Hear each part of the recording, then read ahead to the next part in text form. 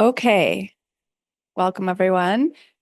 I'm Julia Phillips Cohen of Vanderbilt University. I'm chairing this panel. So I'll just announce a few short things before we begin. Each speaker will have 15 minutes per person, and I believe that Marie is going to join us maybe at the very end by Zoom. I will introduce each person before they speak, and afterward, we'll open things up to questions, and we will begin with allowing other participants in the program to start the questions off, and then it will open up to everyone else. So as a reminder, I'm the one in charge of keeping time. So if you see a little note from me, you'll have a sense of how we're going. Okay. Our first speaker today is Berke Toronoğlu of Bill Kent University. He is a historian specializing in the diplomatic and legal history of the modern Middle East, focusing on the Ottoman Empire and Greece. He holds a PhD in modern Middle Eastern history from the University of Wisconsin-Madison and has served both as a postdoctoral research fellow at the Seeger Center for Hellenic Studies at Princeton University and as a lecturer at the University of Tennessee, Knoxville, not too far from where I'm based. His first book, Murder in Salonika, 1876, A Tale of Apostasy and International Crisis, studied the events surrounding the murder of French and German consuls in that city in May of 1876, and the international crisis that ensued. His articles have appeared in the Journal of Modern Greek Studies and Middle Eastern Studies, among other venues. And I will turn this to you if you want to connect it. Right. I have a booming voice, maybe. Okay. So I'm going to keep it. It's for both. Okay. Oh, sure. Okay. Of course. Yeah. Yeah. I should have thought about that. Let me. All right. So, I would like to first, since I'm going first, I would like to thank the organizers in the person of Hazal, of course, Gottfried Hagen and Weekend for making this happen, and also patiently replying to my minutia, the mails that I sent. So it will be very hard for me to follow, of course, Jessica's work, because currently my mind is occupied with what she was saying momentarily. I'll try to push them aside and try to focus on what I try to do. First, I would like to say a few words about how I ended up here. So I had this, as a graduate student, this very naive feeling that quantity makes quality. So I said, what are the cases that I can find in the Ottoman Foreign Ministry's archives that are in quantity occupied the bureaucracy the most? And definitely, I would say, with very uncertain numbers, 50 to 60% of foreign ministry's documents are about extraterritoriality. You would assume that the ministry itself exists to just keep people from denaturalizing, or vice versa, for denaturalizing and never setting foot back in the Ottoman Empire ever again. And with this metric, this very flawed, unscientific metric, I said, okay, who are the states or nationalities? I'm using nationalities as a cursory word too. Again, I'm very glad that I don't have to explain the differences between nationality, subject to citizenship for the first time in my life, probably. So this is subject. And which subjects occupied the foreign ministry the most? Greek, I would say, again, with very unscientific numbers, 80% of the documents are about the Greeks. And I would say 20% or 15%, I would say, is about Russian nationality. So I feel like I dipped my toes in the Greek side of questions, and I'm still working on it. But I have these Russian documents that I mean, we all write a dissertation. So they're sitting in the elephant's graveyard of my unfinished works. And I said, how about I pick one of them up and try to make sense of what's going on with the Russians. And this is the one that I have a beginning and an end. The joint Ottoman Russian Commission of Inquiry on Nationalities. This is very interesting, I think, and it founded up not so interesting, and you probably realize that, is an instance of cooperation between Ottoman and Russian diplomats. Of course, I'm using the diplomats as again a cursory word. They sit around the table, invited claimants, lack of a better term, one by one to a room just like this, and ask, prove us your nationality. Prove us. I mean, you showed up here. That means you're claimed on Russian podwanstva, which is exactly the same word that can be translated as to subjecthood, tabiyet. Again, our medium of correspondence is English. I have to make sure that we're not really referring to subjecthood. Even doesn't really give the same meaning as tabiyet.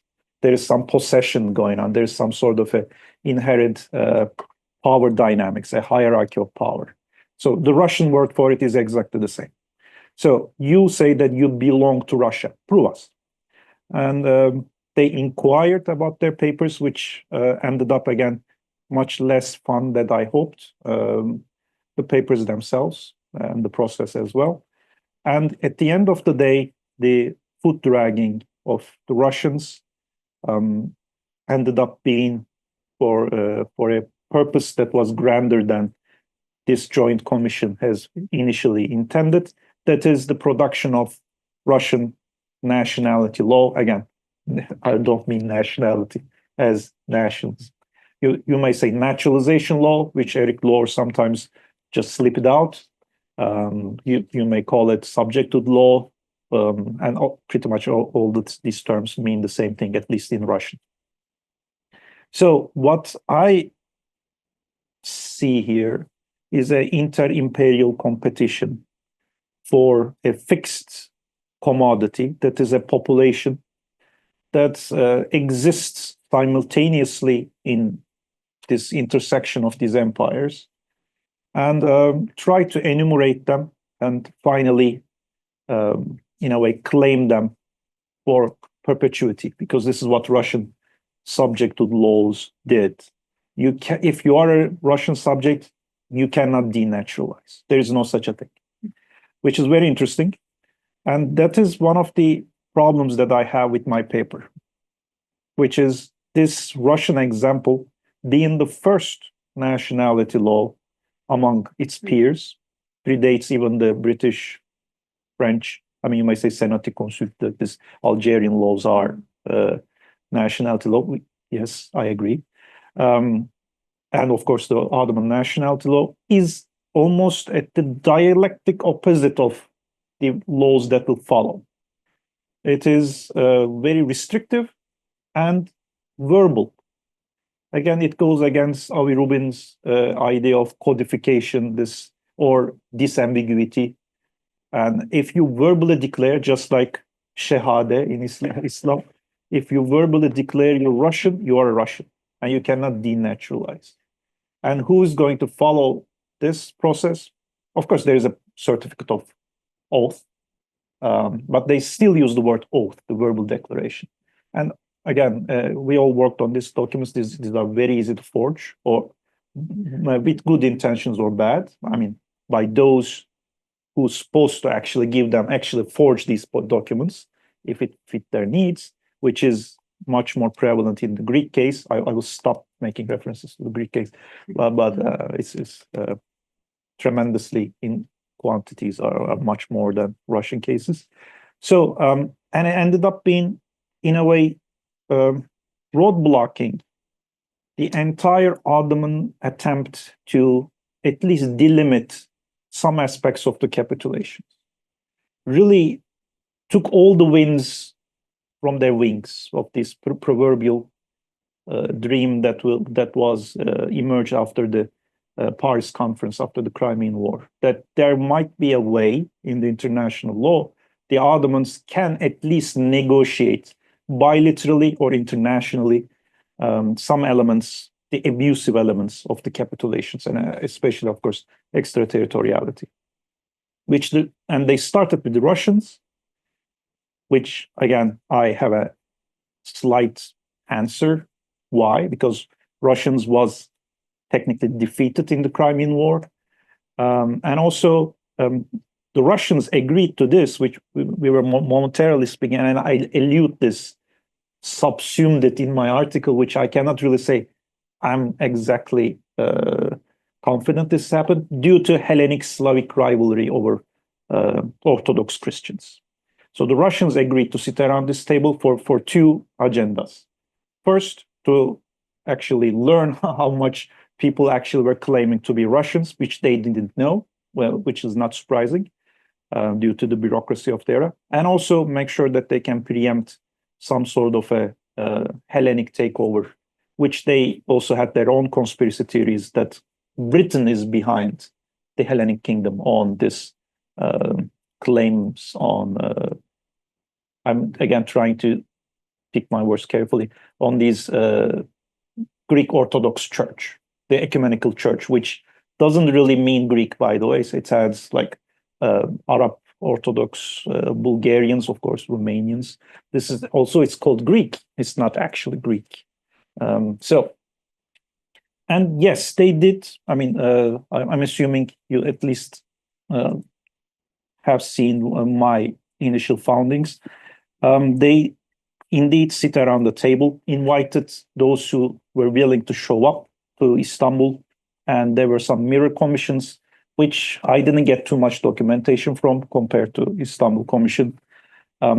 People to Russian claimants to Russian nationality showed up to this room, staffed by, and I wrote all their names, hoping that some of you will recognize at least one of them, which I managed to track down. I mean, two of these people who ended up being very interesting. One is Mostras, the chief dragoman of the Russian embassy, who had so much work done on Ottoman geography. I'm using my limited time for some very, how can I say, asinine purposes. He wrote the first encyclopedia of flowers in Anatolia. And the other one is Robert Felix. Robert Felix, you wouldn't assume that he's, I don't know, Anglo-Saxon, I don't know, or like French.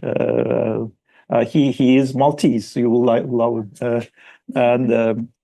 And he is a Catholic Maltese who served as consul of so many places, including Syros, the Shira Adası in Ottoman Empire, which is what was a Catholic island, will be replaced by Dalegio, Danish Effendi, which again, if you worked in this era, you see his name a lot. Another Catholic, but from Istanbul. Enough. So what has happened is, I mean, for those who haven't read the paper or listening to me through Zoom,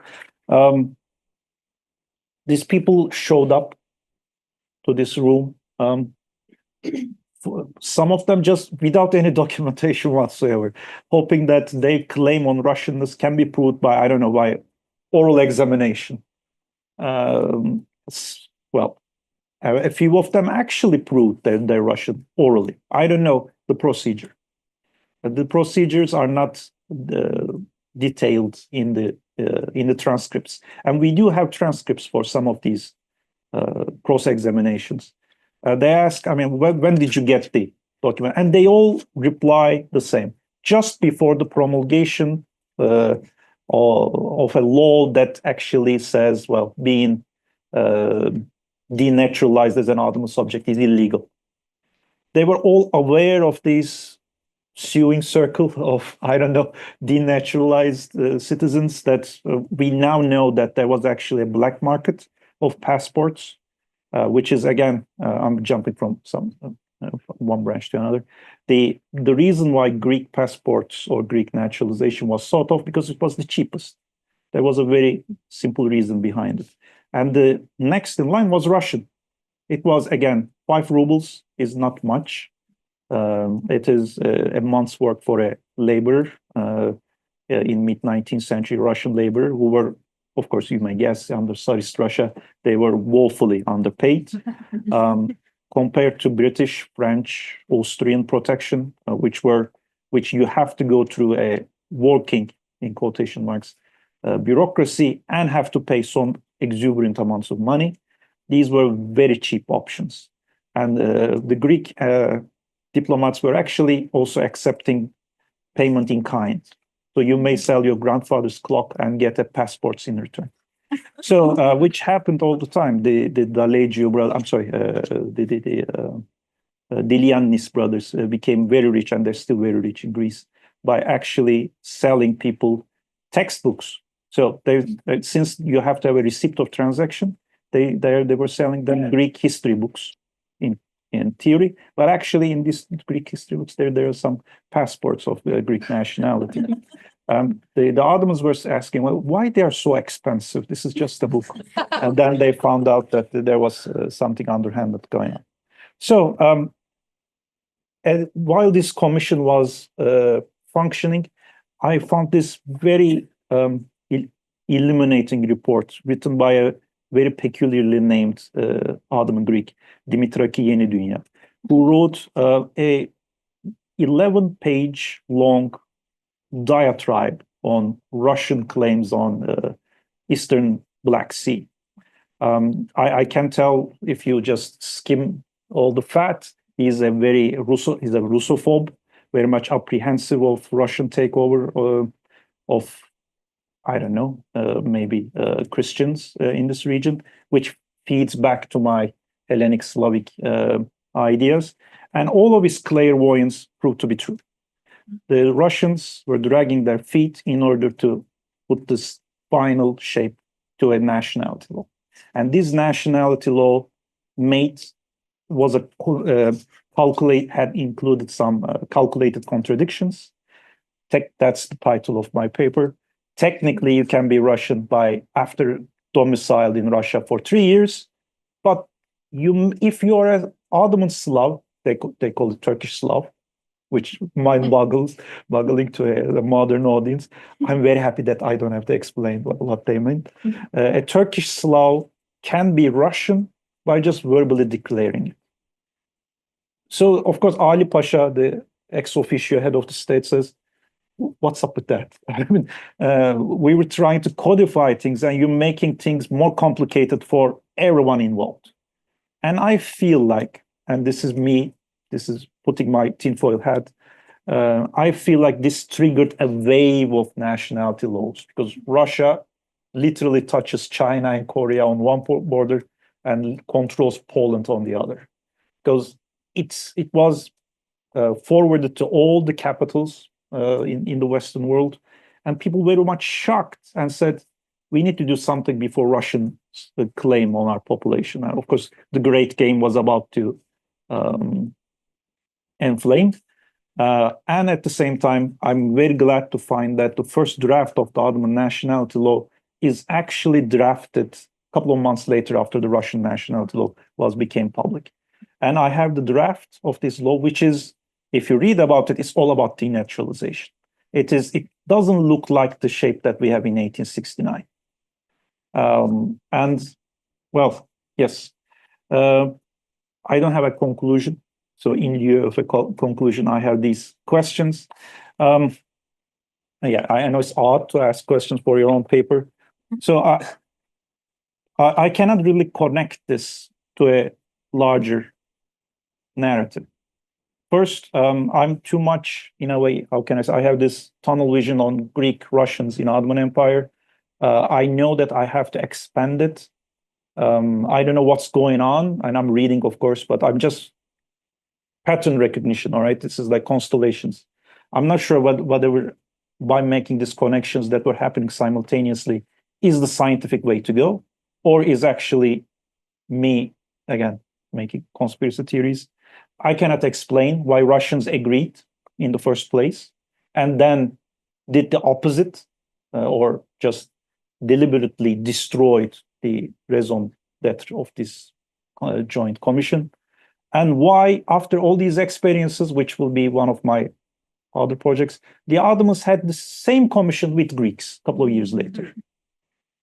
Okay, yeah. Thank you. Wonderful.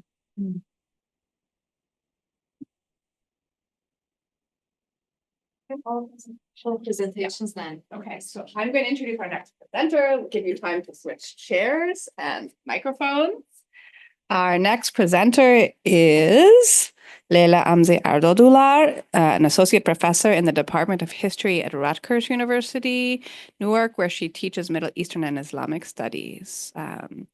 She earned her PhD from the Department of Middle Eastern, South Asian, and African Studies at Columbia, and researches on the history of the Ottoman Empire and Southeastern Europe with a focus on migrations, Muslim modernities, empires, and their legacies. Her book, entitled The Afterlife of Ottoman Europe, Muslims in Habsburg, Bosnia and Herzegovina, Stanford University Press 2024, explores Ottoman continuities in Habsburg, Bosnia and Herzegovina, and the imperial imprint on modern institutions, citizenship, and allegiance.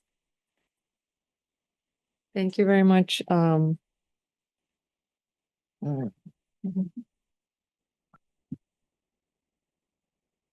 right, so thank you. I'm excited to be here, and I read all these papers that talk so much about things that I have no one else to talk to about. That was wonderful. What I shared is kind of the larger part of what I'm thinking about doing now. The second part, and I'll just mention that in the end, is after World War I, so the interwar period, and mainly focusing on migration and citizenship from the Balkans. But I'll mention that in the end. But first, so I would like to talk a little bit about just sort of the main points here with the case of Bosnia and Herzegovina in the late 19th and early 20th century. Obviously, the story starts, well, it doesn't really start there, but for this purpose, the story starts with the Berlin Congress, where, as part of this greater Eastern question, Bosnia is sort of given to Austria-Hungary for administration.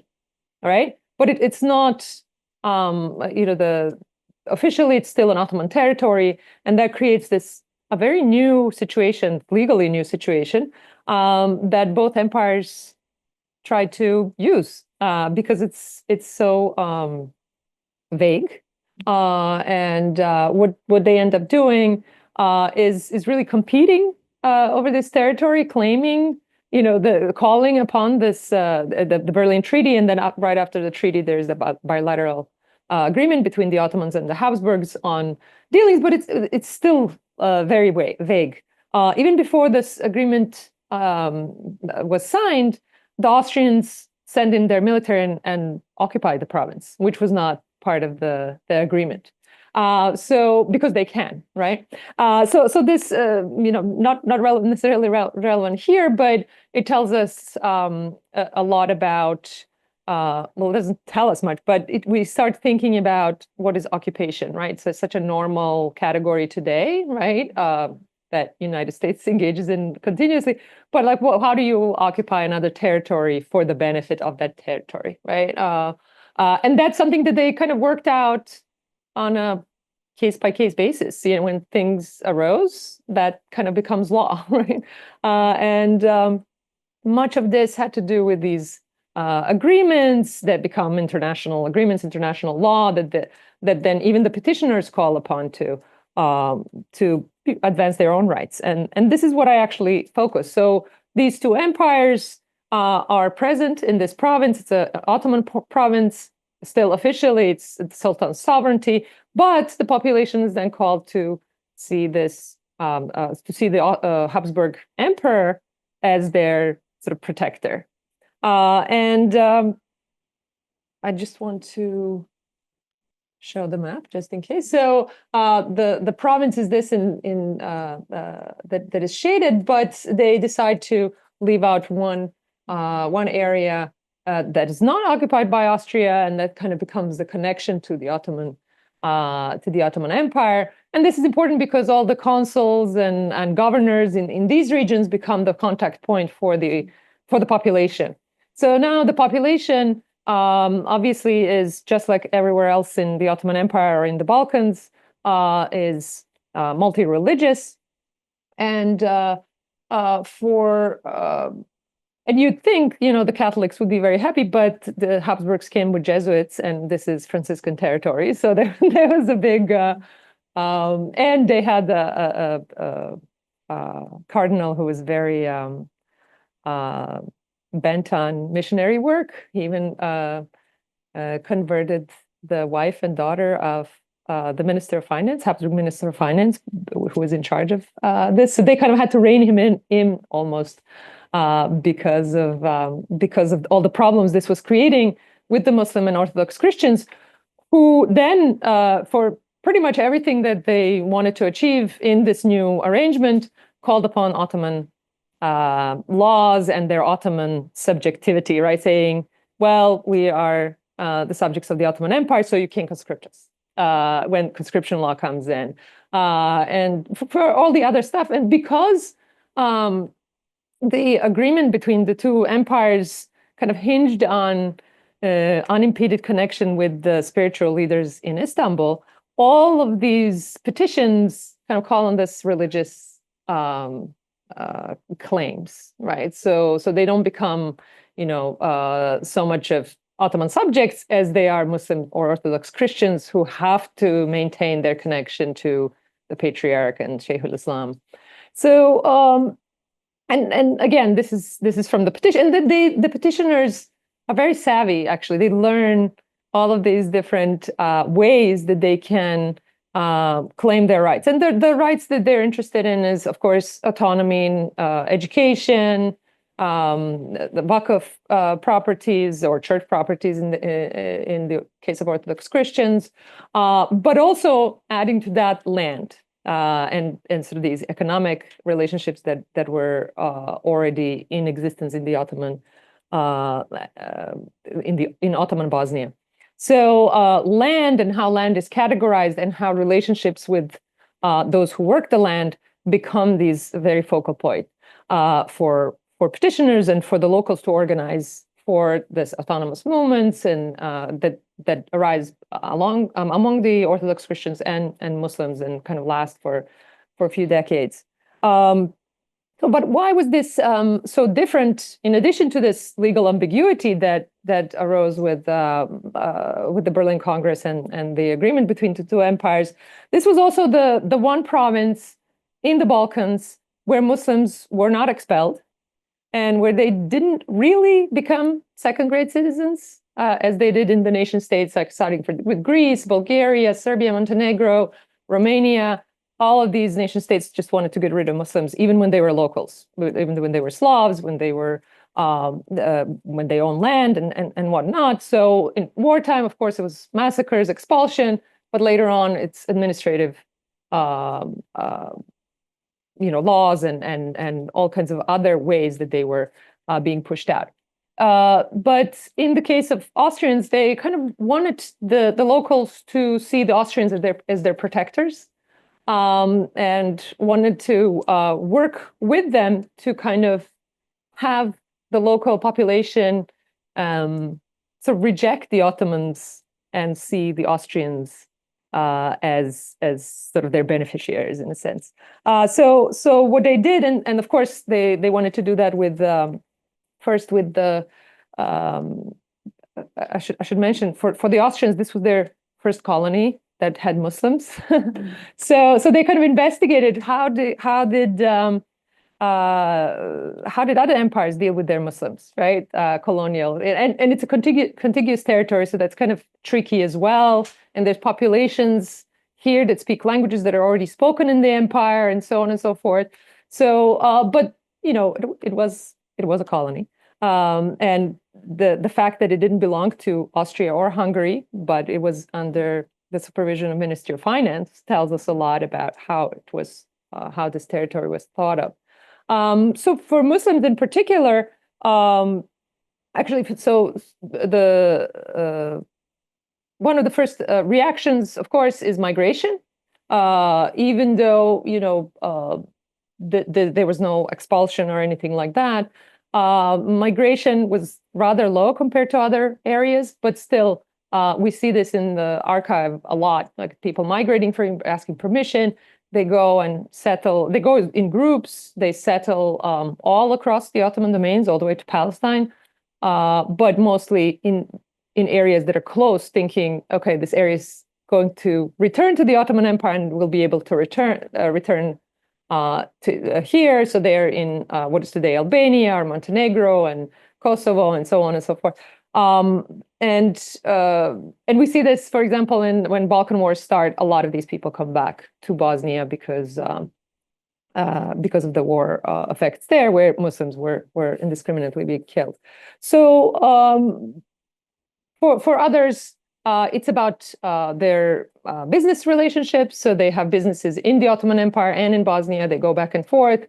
They kind of the whole citizenship and documentation, travel documents actually is a whole other theme, where Bosnian subjects, because they're not Austrian or Hungarian subjects, they have the special status. They have separate travel documents to go within the empire, to go outside of the empire, and also to go to the Ottoman Empire, which Austrians are rather apprehensive of. They don't really want them to go there. They don't want them to get education there, so they create sort of a Sharia school in Bosnia that the Muslims fight to have it sort of autonomous. And they ultimately, after the annexation, and I really like this page from the magazine. The Ottomans couldn't do much, but they like in terms of military, like they couldn't prevent the occupation, they couldn't reclaim the territory or anything like that. But they really sort of went in heavily with diplomatic influence, right? And sort of turning the tables on the Europeans, saying, well, we're protecting these Muslims, whoever they are, and Orthodox Christians if needed. So we have sometimes, kind of both the autonomous movement among the Muslims and the Orthodox Christian petitioning the Ottomans, but also petitioning the Habsburgs, because the Habsburgs did want to protect them, saying, oh, well, if we don't get this and that, we'll just go to the Ottomans and so on. And even the Russians, right? Because Russians are very present, and Habsburgs and Russians are competing in the Balkans. So they're really kind of trying to use all of their options, and again, seeing that through petitions that are quite colorful. So for the Austrians, what was important is these religious hierarchies. They make sure they make appointments for bishops, for patriarchs, and then for the Muslims it's hard because there's no hierarchy. So they said to the Muslims, well, look what kind of nice and respected status the patriarch and the bishops have. You should have something like this too. But when the Ottomans appoint the mufti, they prevent him from coming, and they use again international law for this. They say, well, in Tunis, it's the Bey that appoints the local muftis and not the Sultan. So because we are the local administration here, we will not interfere in this appointment, but we will not let any outsiders interfere either. So, okay. Okay, I didn't see that. All right. So, this is again kind of using this research that they gather about how to administer Muslim populations, and they ultimately do set up a system in which the emperor would finally appoint a selection among the selected people who were suggested by the Muslims. Anyway, so migration, for those who stay with majority, it's a lot of petitioning, both empires claiming whatever rights and that were offered by the empires, but also some that they read into, and especially like this language becomes very similar with the language that we find in these agreements. And of course, the civilizational language, civilized nations do this, and civilized governments have these responsibilities toward their subjects, and so on and so forth. And we belong to this civilized world, so therefore. And of course, another dimension of this is appealing to the Ottomans. And in those petitions would be, oh, Ottoman Empire's rights are being, taken advantage here, and we as Muslims, right, the part of the Ummah, need protection because, our education is, they're sending, Catholic missionaries into our schools and things like this. So they had a different language for each place that they petitioned to sort of claim these rights. So anyway, yes, I was going to show these beautiful petitions that have, and it's interesting to look at all the signatories, and it's such a wide array of people that you wouldn't necessarily think would work together, right? There's very often this view that, ulama, they're so backward and they just want to kind of continue the Ottoman ways, but actually in many cases, they're the ones leading. They're educated in Istanbul. They're really progressive and, talk about constitutionalism and all of this stuff. And they're in so many ways, they're also leading the way. The ones who are, the intellectuals, okay. The intellectuals are actually very interesting because, they're against migration. They're all about modernization. They get their education in places like Vienna. But they... like their PhDs are kind of like Oriental languages or something like that. So they are very much plugged into the Ottoman Empire. They translate from, journals in the Ottoman Empire. And even later, so this is even after the annexation, when there's no hope of return to the Ottoman fold or any claim to Ottomanness, some of the journals actually start publishing summaries in the last page in Ottoman, just to keep that connection, right? And another picture I wanted to show is of the Grand Mufti, which the Habsburgs award a title Reis ul Ulema, right? Just to sound more. And this particular one is obviously like Istanbul educated person who continues on work into the interwar period.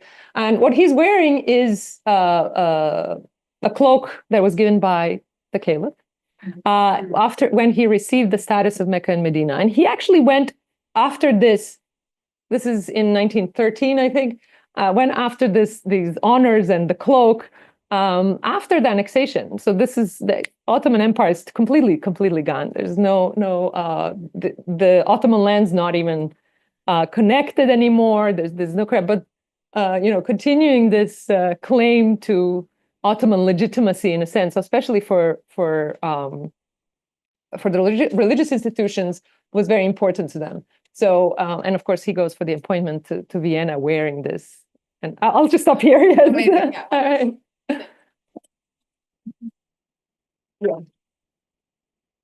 Okay, our next presenter, I think I'll just speak. Yes. Is Camille Cole, who is Assistant Professor of History at Illinois State University.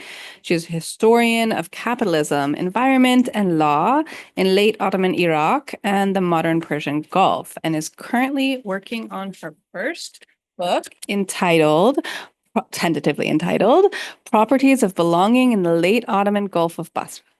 Thank you.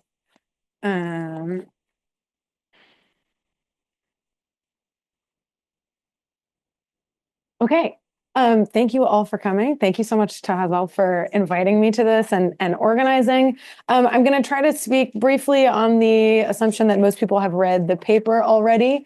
And the slides are really also just going to be brief. I use this for the slides, right? Okay, so this paper is coming out of one piece of one chapter of my book project, and basically expanding, as you saw, on a couple of very specific documents. And this piece specifically is going to be a chapter in there's like a new multi-volume thing coming out, Routledge History of the Ottoman Empire. It's about at the word limit right now. So that's fine, but anything I add, I'm also going to need to cut. So just, if you have suggestions. Okay, so I'm going to talk briefly about where the paper is coming from, what I'm trying to do in it, and what feedback I think would be particularly useful, though, of course, everything is welcome. So in the paper and in the book more broadly, I'm interested in how Ottomanness and Ottoman belonging, legal belonging, and also otherwise, although, I think in this case, it is mostly legal belonging, changes in the period from about 1880 to the end of the empire. I'm particularly interested in thinking about this in a political economic context, which is to say, throughout the book, I'm looking at how people make arguments about what it meant to be Ottoman, particularly in the context of conflicts over access to resources. Here it's property. In other cases, it's tax farms. People don't know, but tax farming is alive and well in 1914. Anyway, and so that's kind of in the background of this paper, basically, like the conflict. All of these documents are generated in the context of a conflict over property purchase. And I'm also interested, kind of, and this shows up sort of in the introduction, in the link between legal belonging and sovereignty. So thinking about how changes in the modern state project are also kind of playing out in how people make arguments about what it means to be a subject or what it means to belong. Okay, so the place that I'm doing this, is southern Iraq, southern Iran, and Kuwait. The northern Gulf, what I call in the book the Gulf of Basra, which is what it's called on Ottoman maps. This is an Ottoman. I mean, this is a local map drawn by an Ottoman notable from this period. One of the people I look at in the book, and so you can just see where Basra and Kuwait are. And the other place, Fadaghia, is where the land that Mubarak al-Sabah buys that is in question in this paper is. He also buys other land kind of further along the Shatt al-Arab. And so I'm particularly interested in looking at these questions in this space because of the extent to which this region is usually assumed to be basically not part of the Ottoman Empire at this point. Both as a kind of extension of questions about Arab nationalism, but then also geopolitically, right? Like people are normally like, well, Kuwait, it was kind of Ottoman, but now it's really independent, and the Ottoman claims are basically ridiculous. So part of what I'm interested in doing is saying, like, in what ways is this space Ottoman? What does it mean to be Ottoman in Kuwait? What does it mean to be Ottoman in Basra? How are those things connected? And I'm interested in kind of connecting the level of individual assertions about what it means to be a subject to the question of sovereignty. So how are sovereignty and subjecthood connected? And what do they consist of? When people like Mubarak explain what it means to be an Ottoman subject, what are they saying about what imperial sovereignty means or what it should mean? And so this is something that is like, nationality is relevant here, but legal nationality does not exhaust like what is going on. So the people that I look at in the book are elites. In this paper, I look specifically at Mubarak al-Sabah, who was the ruler of Kuwait at this time. He was also the Ottoman Qaim Maqam of Kuwait, technically, and his descendants are still the rulers of Kuwait. So this is a person who has continued to be important. That's him. That's the Wikipedia picture of him. That's like the most common one. And part of the reason that I'm looking, so each of the chapters of the book looks at a different person, basically. Part of the reason I do this is that wealthy and powerful people generated a lot more paper. So there's a lot of sources, including like ego documents. They tended to be of very great concern to officials who were worried about like what they were doing. And they also, because of, wealth and other forms of power, they had a lot more wherewithal in some cases to like exploit ambiguities and loopholes that existed. And so when Mubarak made claims about, what it meant to be Ottoman, officials like listened to him. Okay, so in the paper, I'm doing basically a close reading of a couple documents. The first is a petition sent by Mubarak to the Interior Ministry, the Dahiliya, the Ottoman translation of that petition, 2 letters that he sent to British officials in the Gulf, British cover notes on those letters, and then a small number of articles published in the Basra newspaper Ad-Dastur, which was initially, interestingly, founded by a Basra notable who was exiled in Istanbul, and it was published in Istanbul for a couple of years, and then after he died, his brothers, I think, refounded it in Basra.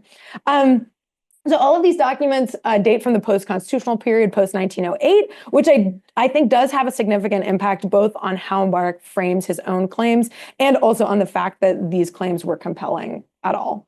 Okay, so the first document that I look at, the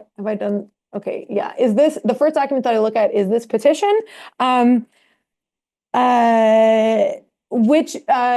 basically I argue that in the petition, and he does this elsewhere too, Mark presents an idea of Ottomanness, Ottoman belonging as based primarily in service. And this is something that we see that other people have shown in work on this period and earlier. Aviv Deri has some really great work on this kind of stuff. And so why does he have to make this argument? It's because he refuses to become a registered Ottoman national. He refuses to, so he is, unlike many of these other people who are like, I belong officially to multiple places. He in fact has like what he sees as legal belonging, claims and claims to rights and duties on multiple empires, but he is not the subject of anywhere. And he's able to do that because he's powerful. So this is a problem for him because nationality was required for property purchases. You don't have to be an Ottoman national, but you did have to be a national at this point. And so that's what sets off this whole conflict. He buys this massive date garden, 50,000 lira. That's how much it costs. He's extraordinarily wealthy. And the Ottomans are, and this is something that he'd been doing as recently as 6 months before that. He bought another date garden. He would usually just register them in the names of his daughters or his wives. They would take Ottoman subjecthood, no problem. The Ottomans were like, cool, like women can own property, not a big deal. There's another occasion when he has like other Ottoman subject, kind of business affiliates of his do this. But this time they draw a line. They're like, nope, it's got to be you or one of your sons, except for, he's like, what about my one son who's blind, who's disabled? And the Ottomans are like, no. So like that's kind of interesting, I think. And so he refuses this, but this is really important for him. The date gardens in Basra were the main source of wealth for the Sabah family in the pre-oil period. So that's why it's so important, basically. So anyway, he says, but I'm an Ottoman because of all of my services. And so he goes into detail about this, like listing all of the different kinds of service that he's provided to the empire, promoting public order, military service, paying his taxes on time, donating money to relief funds, etc. And he basically clearly states that he is an Ottoman and kind of treats as ridiculous the idea that he might be anything else. Okay, so that's the first document. In the second document, which is a translation into Ottoman Turkish from Arabic of the first petition, it's mostly the same. Mostly it is, in fact, just a translation, but there are some things that are changed that I think are kind of interesting. And basically, the way that I understand these changes, as most of what I see them doing, is taking Marx's ideas about service as the kind of key factor in sovereignty and subjecthood, and putting them into an emerging kind of administrative order, state space of the Ottoman state, right? So as the kind of, they talk about him as very kind of synonymous with Kuwait, with the administrative space of Kuwait. Those are all things that do not appear in the original petition. I think we can see this, we can understand this not necessarily as being something nefarious. Like this is also a way they are explaining this in terms that they see as like legitimate. Okay, so then he has these letters to the British. These are preserved in the British Library. And so in his letters to the British, he very, very kind of consistently focuses on the agreement that he signed with them in 1899. And he basically explicitly focuses over and over on the promises that he sees them as having made to protect his property and his honor.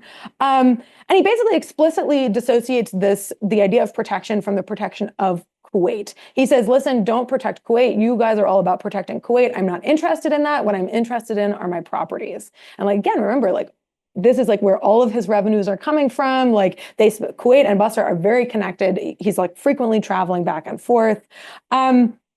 And so I do think that we should read this, like the last time I presented this to a group of people who do not specialize in this, they were like, but isn't property like key to sovereignty? And so doesn't this really mean that he's like not an Ottoman national? And I was like, oh, that's interesting, because I think that we should read this in the context of extraterritorial interventions, which were basically often about property, right? Either they're about religion or they're about property, or both. And so, but I do think that that's a kind of, that is part of what leads to the kind of ongoing sense that Mark is not really an Ottoman national, or not really an Ottoman in like a meaningful way. It's a kind of realpolitik version of like sovereignty. So basically as far as I can tell, the translations into English don't make any serious changes to the Arabic text, but But there are often cover letters. So the British diplomats in Kuwait and in the Gulf, as they're sending this back to their superiors in India, in the Gulf or in India, will be like, "Oh, listen, he said this, but like he doesn't really mean it. Like I saw him in person, and you shouldn't take this too seriously." And so right, so they're doing their own form of kind of dismissing, saying he says these are his priorities, but in fact that can't possibly be the case. And going back to the original signing of the agreement, they're basically like, "Listen, he wants us. We have to put in something about the property because otherwise he won't sign the agreement." And two of his brothers refused to sign as witnesses because of how weak the original protections were. So I think that Mubarak is kind of interesting because he presents himself as an exceptional subject. But if we think about if we're thinking about kind of early modern forms of subjecthood, often and sovereignty, often it is about exception. A lot of people writing about modern empire also write about exception. So is it exceptional to be exceptional anyway? But of course he is exceptional in some ways as well. But when in his letters to the British, he never makes any kinds of claims about belonging. It really is about this particular legal obligation that's materialized in this agreement. Versus to the Ottomans, he's saying here are these other kind of more nebulous things, but they're both evidence and they both are evidence of this kind of belonging, which is legal to him, and also which is legal sort of, think about taxes and stuff, but also solidify that. All right, very quickly, the last kind of set of things I'm talking about is this newspaper, Ad-Dastur. And the reason that I think Ad-Dastur is useful is because it shows that this is not just something that Mubarak came up with. It's not just a totally quixotic individual thing.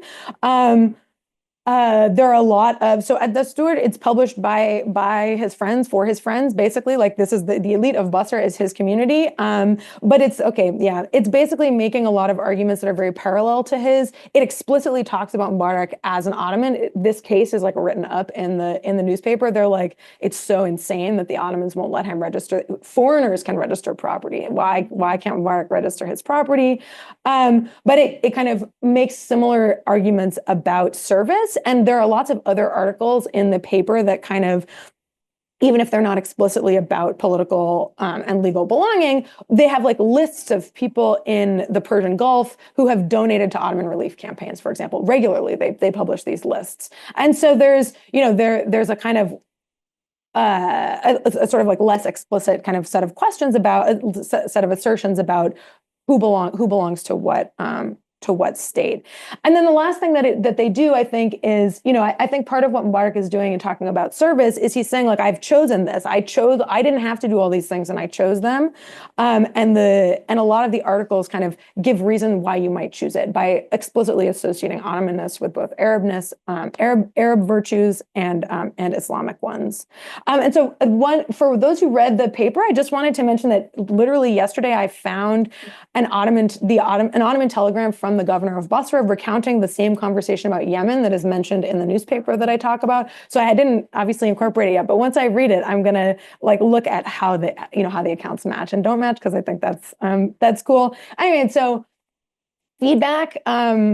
If you have any feedback on the specifics of the translations or textual analysis, that would be great. If you have thoughts about the literature that I'm citing, any other kinds of literature that would be useful. And I also left margin notes from previous conversations that I've had. So if you have thoughts about any of those, for example, somebody asked previously, well, this question you have about what it meant to be Ottoman in the Gulf, is that different from other places? Do you think, did you also think that? Is that something that I should address? Did you feel like it was different? Is that a useful direction to go in? And then also the point about materiality, does that need to be expanded? Should it be gotten rid of? Is it useful?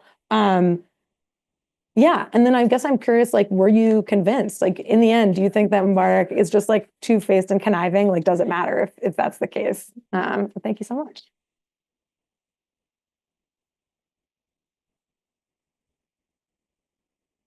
Yeah.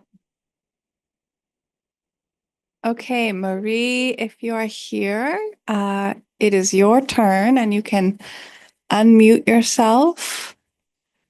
And hello. I don't have a proper bio for you, so perhaps you can begin by introducing Yes. whatever key points you want to about yourself. And we're giving you a moment to see, are you set up?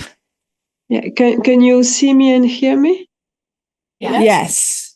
Yes, okay. So hello everybody. I don't see you anymore, but that's fine. And first of all, I'm sorry for not being with you there in person, but as I wrote, I've been quite sick. I got the flu, so and I'm still not feeling very well. So I hope that my presentation will not be too unpleasant to listen to. For my bio, I'm associate professor at Clermont-Auvergne University in France. And before I was in Italy, I spent a lot of time in Italy, and I have worked especially on the history of Orientalism, which is a topic quite different from what we are discussing today. I have written some stuff with Emmanuel about that. I did my PhD on the question of Turkish studies in liberal Italy at the end of the 19th century, beginning of the 20th century. And I came to the topic of citizenship in a very different way. It was for a conference about the question of the occupation of Istanbul, and my colleagues asked me to do something about Italy during the occupation, and I have discovered hundreds and hundreds of applications for becoming an Italian citizen or an Italian protégé during the post-war period. So that's how I have started to work on this question.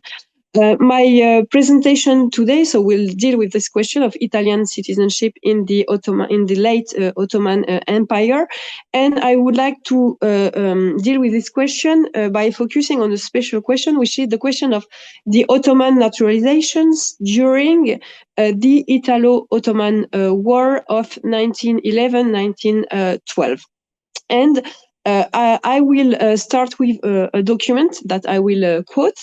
It is a letter written by an individual called Jacques de Medina in December 1919 to the Italian High Commissioner in Constantinople. So the equivalent of the ambassador, let's say, during the Allied occupation. And Jacques de Medina wrote, I quote, "During the Libyan War, the Ottoman government took possession of my birth papers and arbitrarily registered me as an Ottoman subject, something I could never protest against, given the state of the war. Now that the letter is over, I take the liberty of requesting you, as in the past, to recognize my right to citizenship and to issue me with the necessary papers." So according to this document, we can see that Jacques de Medina naturalized Ottoman during the Italo-Ottoman War, then that he was naturalized by force, so against his will, and that, as he says, once the war was over, he wished to regain his nationality, and he considered this as a right. And actually, all of this was totally false, because as the Italian authorities discovered very quickly when they investigated the case, Jacques de Medina had voluntarily changed nationality during the conflict. They wrote, not only he applied for, but obtained Ottoman nationality. And this is due to the fact that during the war, the Ottoman government decided to expel, at some point, I will explain that, all the Italians from the Ottoman territory, but they gave one possibility for these Italians to stay, and that is to say, to take the Ottoman nationality. And we will see how many people decided to do so, and how many people change their mind. So what I would like to do is to focus on this moment to examine the contour of Italianity and Ottomanity in the late Ottoman Empire. I would like to raise a series of questions. For instance, who applied for Ottoman nationality and why? And then who wished to renounce it after the war or even later, and why? And more generally, who wish to become Italian within the empire and why? Because there is also this question of coming back to the Italian nationality.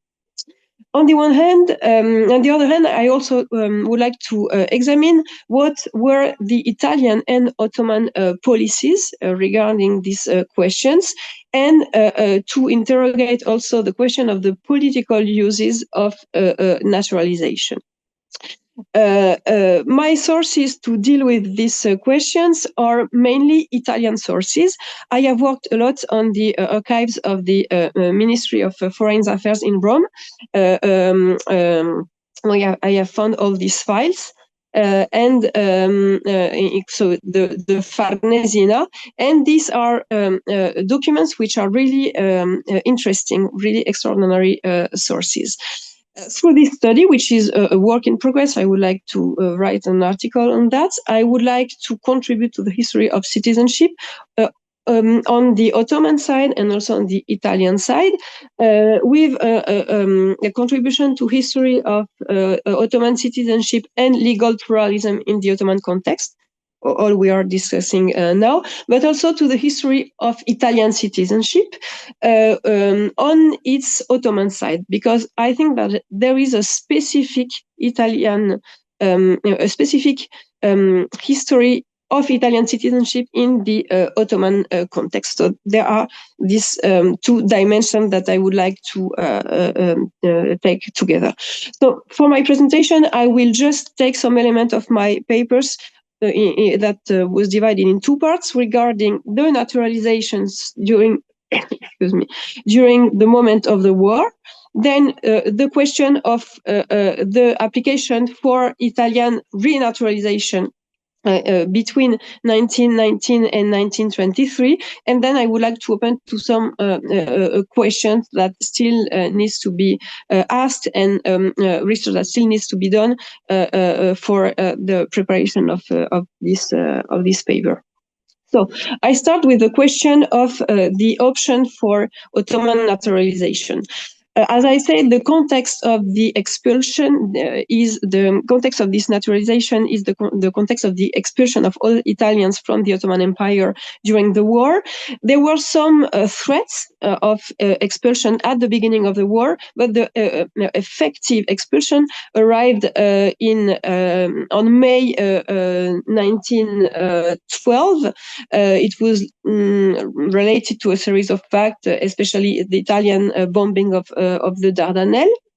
And this time, all Italians were targeted. The Italian population of the Ottoman Empire is composed of several strata. So you had very old families settled in the empire since centuries, from families from Genoese and Venetian origins. Then you had a more recent immigration arrived during the 19th century.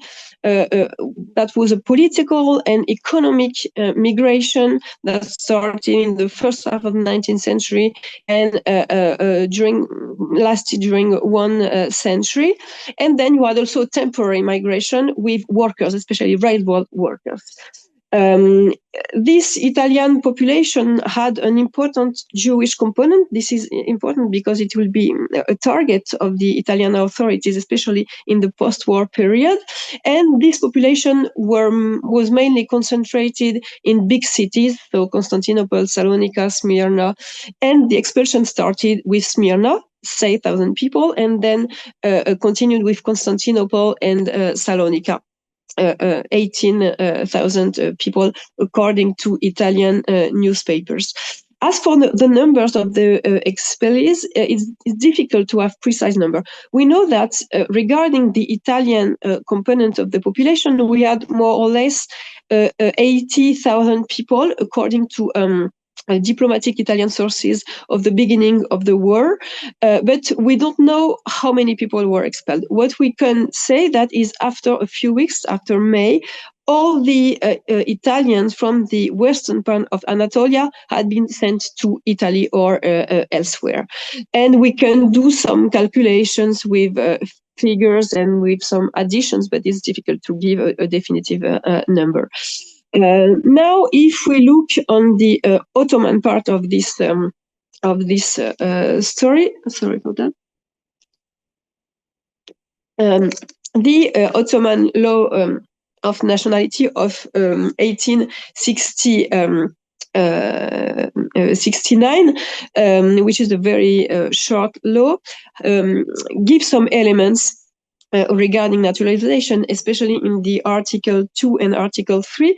What is interesting is the fourth article, which allowed for the possibility of discretionary decision from the Ottoman states. So there was this possibility of granting naturalization in special cases. So there was this option. If we consider now how many people decided to choose the Ottoman nationality, actually there were not so many, because only 500 people opted for the Ottoman nationality. And we can find this in a document always in the diplomatic archives in Rome, which a survey carried out in January 1913 by the Italian embassy in Constantinople. The embassy sent a circular in all the Italian consulates of the empires in order to elaborate a list of Italians who had taken the Ottoman nationality during the war. So we have figures for all the parts of the empire, and when we do an addition, we can find this number of 500 people with motivations that were mainly related to work. And I will explain that in a moment. And not so many explanations. So by now we can only have some clue and hypothesis on why people decided not to choose the Ottoman nationality during the conflict. One answer is surely the fact that Italy massively supported the people expelled and organized their welcoming they're welcoming in Italy, so that's why there were the possibility for people to come, and a lot of people came back then to the empire after the war. Since the time is very short, I will move directly to the second part of my presentation, and then to my questions maybe. So the fact is that a part of these people, after the Great War, asked for becoming Italian again, presenting several arguments to the Italian authorities, and there were individual inquiries to decide if it was necessary to give them their nationality back or not. What is a source which is extremely interesting for me are the cover letters, the letters of the applicants, in which they present their arguments to explain why they decided to become Ottoman during the conflict, and to justify why they didn't came back to Italy, and because in these letters, you have you can read what people considered as being a good Italian, to justify the fact that they were really Italian, so they kind of deserved to get the Italian naturalization. And also, or maybe if not what people imagined at what was Italianity, but how they considered Italian authority would have considered as Italianity. So these are very fascinating letters in which the arguments are extremely interesting to understand that. And as I have said, one of the main arguments of these people was to explain that the motivation was the question of work and resources. So they justified this as a way of sustaining their family and their own living. finish with some questions that I would like to address, as I said. So I see mainly 4 points. The question is that I would like, obviously, to further inquiry the Italian side of this story, and maybe kind of trace the socio-professional profile of the individuals who applied for Ottoman naturalization. I would like to understand who they were, if they were of good, high social origin or not. Then I would like to investigate the possible correlation between the length of residence of individuals on Ottoman soil and naturalization. So to understand if the fact that people were settled there they had been settling there for a long time was, for example, an important parameter to justify that they asked for the Ottoman naturalization or not. For example, what was the situation of the Levantines? Then I would like maybe to try to count precisely who among people who naturalized Ottoman decided to come back to the Italian citizenship, and also to compare the pre-war and post-war rhetoric regarding Italianity. So this is the first point. Then I would like also to investigate the Ottoman side, and especially the Ottoman bureaucracy of this story, because by now I have really considered mainly the the Italian side of this history. Another important point is the question of the First World War, because the naturalization arrived during the pre-war period, but the very period of the war is extremely important, I think. There was also naturalization during this period, so I think that things are related. And finally, a last point is the question of the perception of European chancelleries. I have when I studied the post-war period applications for Italian citizenship and protection, I have discovered through the investigations of Italian authorities that some people had tried to apply to other countries. For instance, tried to become French or to become British. And so I would like to investigate this idea of a market of nationalities, in order to show how there was an agency of these applicants. I mean, they were able to understand that there were a balance of power, a rivalry of power between these different countries, and so also to investigate how these applicants related to the different European powers, but also how the different powers consider this question of naturalization, and especially applications to Italian citizenship and also Italian protection. And I will finish that. Thank you for your attention.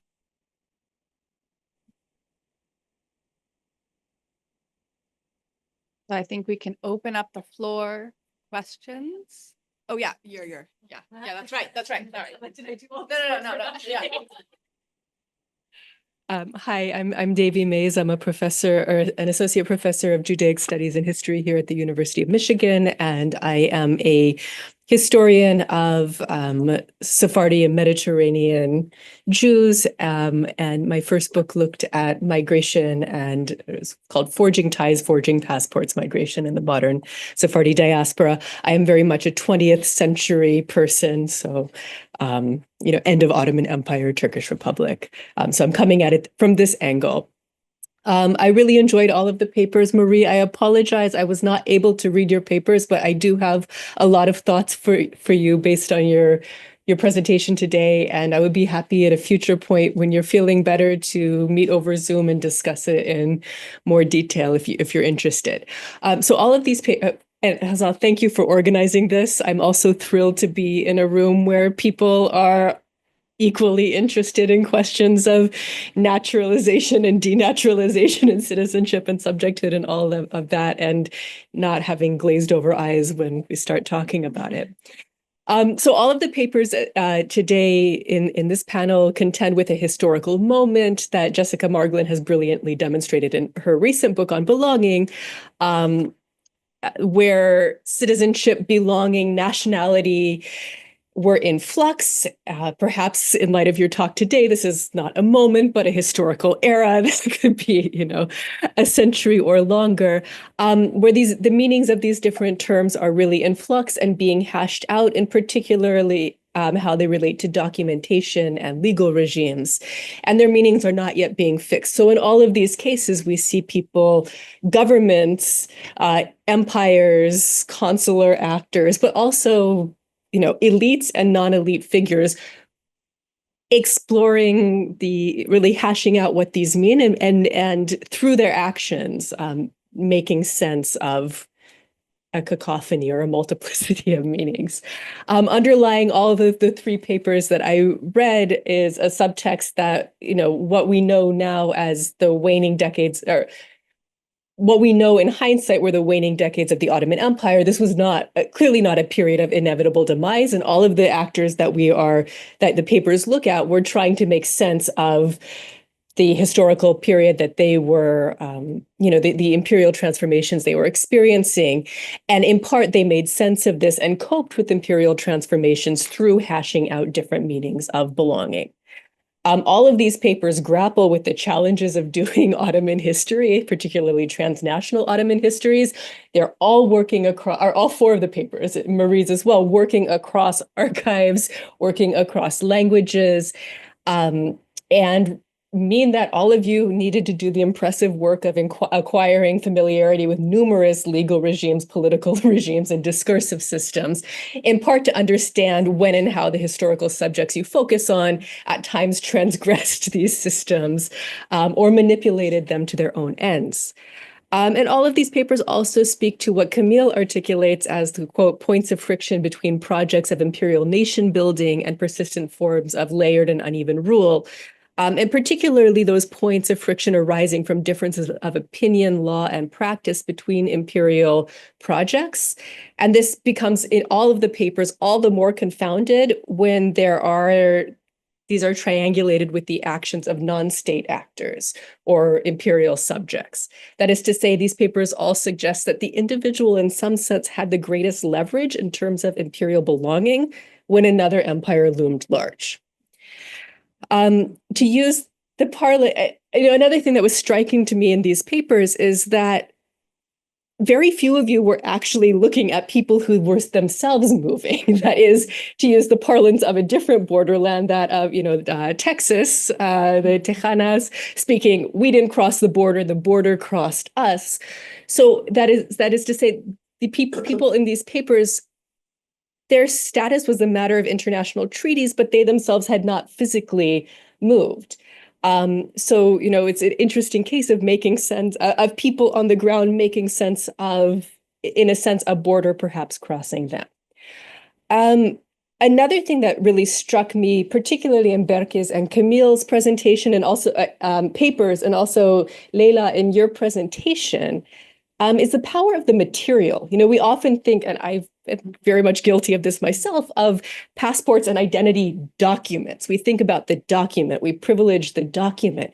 And all three of your papers talk about the stuff of belonging, or the power of the material, whether that's, various bits of paper that could, in Berke's case, bolster claims to Russian subjecthood, while in Camille's Ottoman belonging could be in part constituted through medals, or in your case, through a cloak. And so that makes me wonder, for you, but also for us in general, to consider and develop this stuff of belonging, whether that's legal or other belonging in a legal sense or otherwise, and the value the material and the physical can hold beyond the merely symbolic. I think that was a really powerful thing in all of your papers. So I have short comments then for each of comments and questions for the papers. And you don't need to answer any of these, but just things that came up to me for me when I was reading.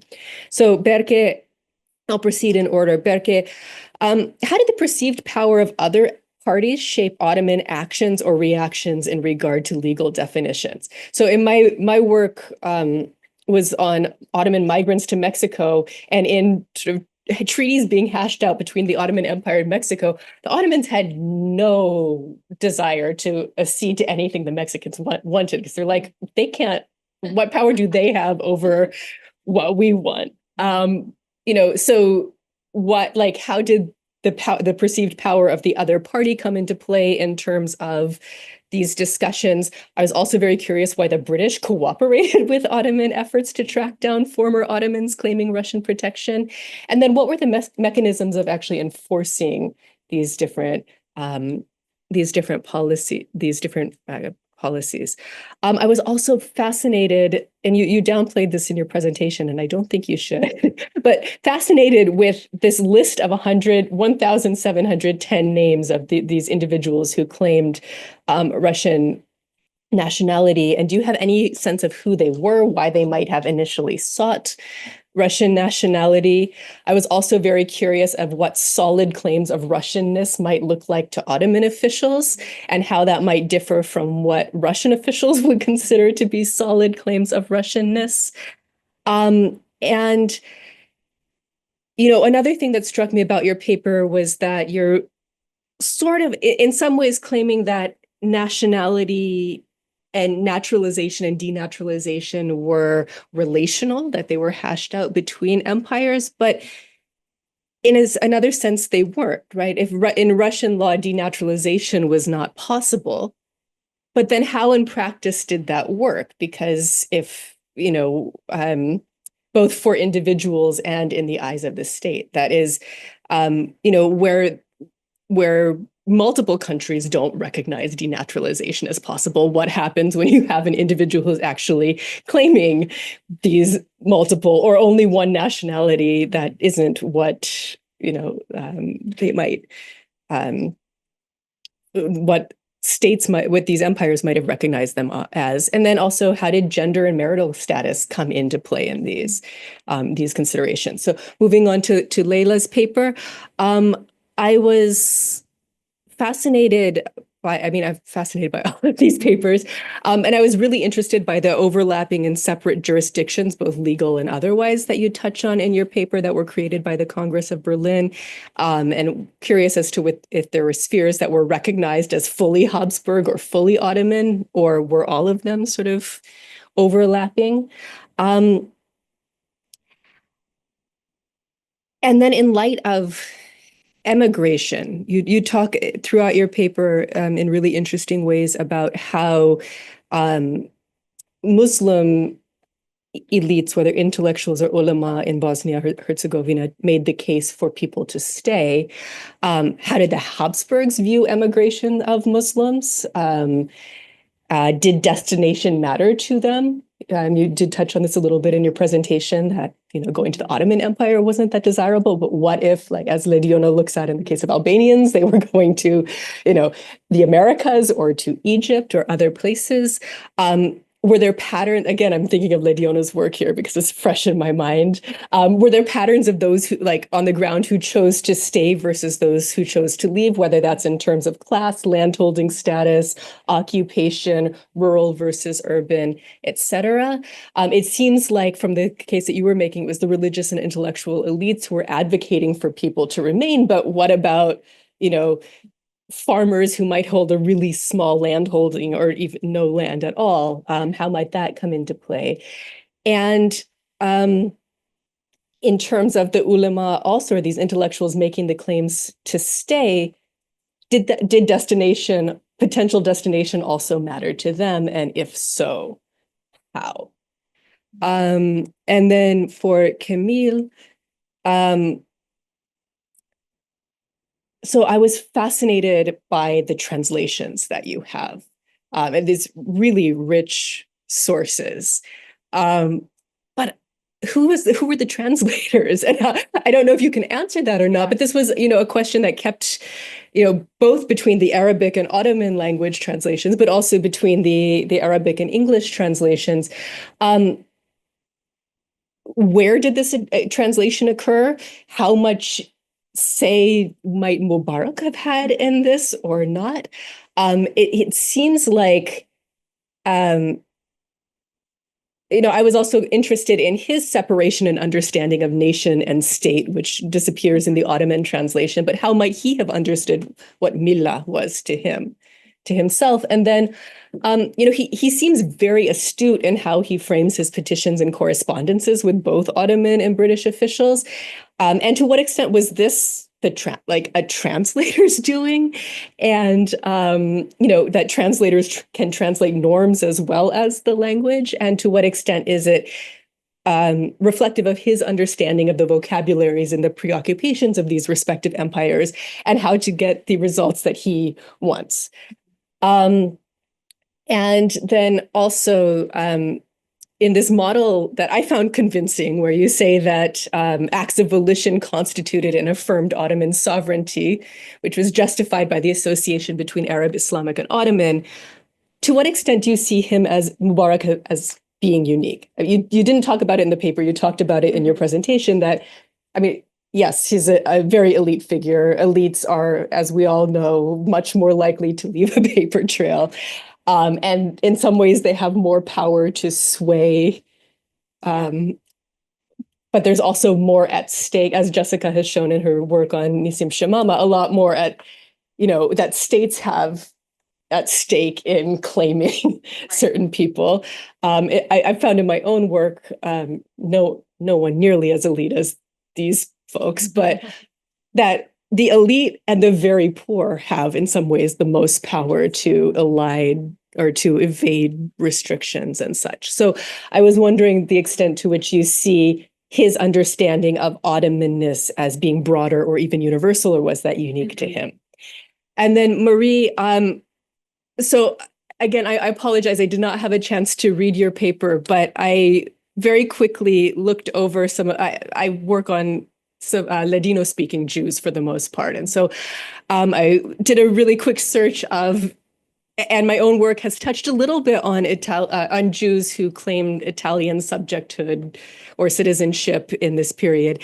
And it seems that there were people who, say, for example, with the Turco-Italian War, some people were expelled. I have a few letters that were sent to the chief rabbi of the Ottoman Empire by Ottoman Jews, or Jews from the Ottoman Empire who were expelled and now in Italy, asking for the intercession of the Ottoman chief rabbi to help them find jobs and track down family members and support themselves now that they were expelled.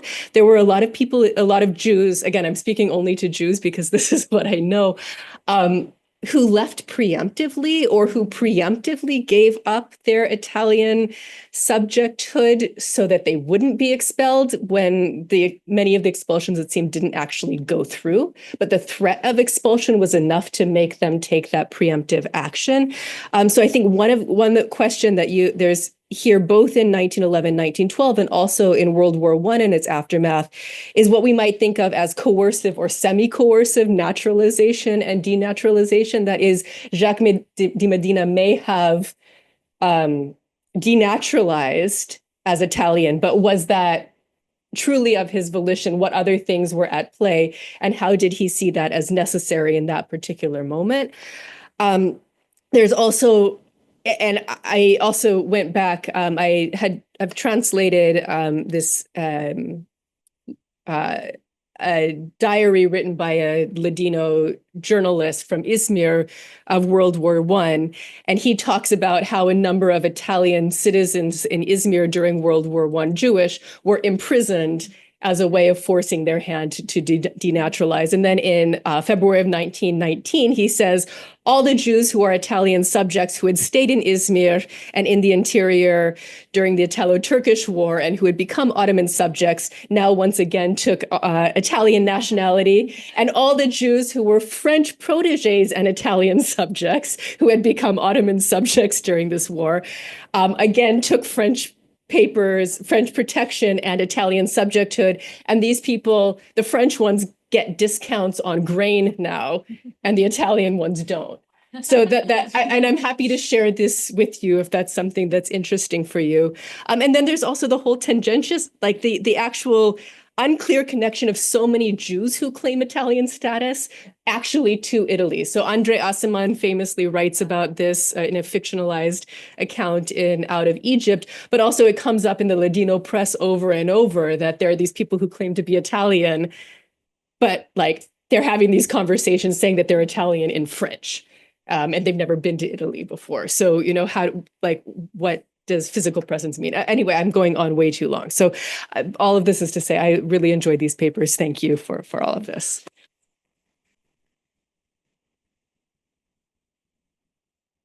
I think for the benefit of Marie, we will try to pass this around while people speak. Should we just sort of, would it be easier if we're sitting up there? Would be sure. Yeah. But then for the people who want to ask a question, can you hear us all right? Yeah, usually. Okay, all right. So we'll just open it up. We do it with the order that we sent question. Right? Uh, So we'll start first. That's I think, Yeah. I think so. What do we got? Davey said, maybe pause on answering I would her say comments and we'll collect. to collect. My comments are just for you To to think about consider. if you want to. Yeah. And maybe we'll collect a few and then have a period to answer. Thank you. I really enjoyed all the papers and I know Marie's paper quite well as well, so I know that I will enjoy it as well. I have questions for basically all of you, starting with Berke. I was wondering if there are any precedents in regards of intercommissions. It starts, I mean, it's a path dependency question basically, but does it start with Russians and Ottomans or are there any precedents? And the question about bigger picture and what does your paper say about 19th century international relations? What it say about the legal belonging in that sense? What are the first thoughts that you have in regards of this issue? For Leila, I was wondering if you can tell us about survival strategies of the occupying power. In your paper, you're comparing the nation states at some point with Austrian occupation, and you clearly suggest that the Austrians took a different path, which is practically normal because they're occupiers and they're not going to build a nation state eventually. But I was wondering, how did they forge loyalties? Like there are intermediaries, you're talking about the Müftü, and I think that I've heard the recent presentation about it, and the locals asked for a specific Müftü, and apparently it didn't happen, that there was like a kind of a question about it. So I was wondering if there are any other intermediaries, notables that you can take it on. And for Camille, I have two questions. The first one is, what does Ottomanness means to you? Because in the picture you talk about what that means to others, but what it does it mean to you in your research? Wow. And and I have a question that kind of doesn't help me either, but your Mubarak is employing the rhetoric of good old loyal servants that we can find in any other petition in regards to legal belonging. So I want to ask a question that is directed to you, but to everyone else, like, is it really agency at this point? If you're just repeating and reproducing this old narrative that you know that's gonna work, like, is it really your words now? Or are you just modeling yourself in a state-centered way? I know that you're avoiding state-centered analysis, but at the same time, the guy clearly is in that perspective. And for Marie, my question is about power relations between Italy and the Ottoman Empire, in a sense that how concretely this naturalization procedure will cause tension between the states. Are there any commissions or are there any negotiations done between the authorities or not?